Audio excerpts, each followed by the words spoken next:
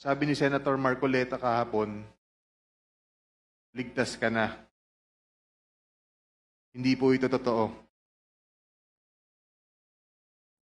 Si Senator Jinggoy Ejercito Estrada, Senator Joel Villanueva, Yusek Robert Bernardo, at D. Alcantara.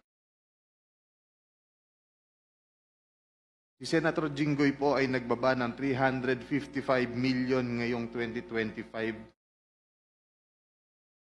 sa mga ilang projects sa Bulacan.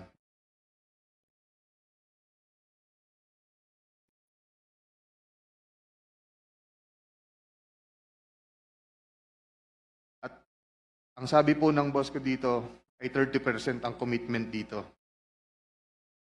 Ang mga projects po na to ay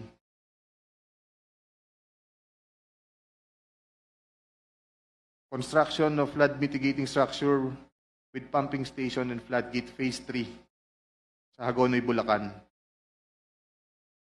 Flood control mitigating structure with pumping station and floodgate sa Malolos, Bulacan.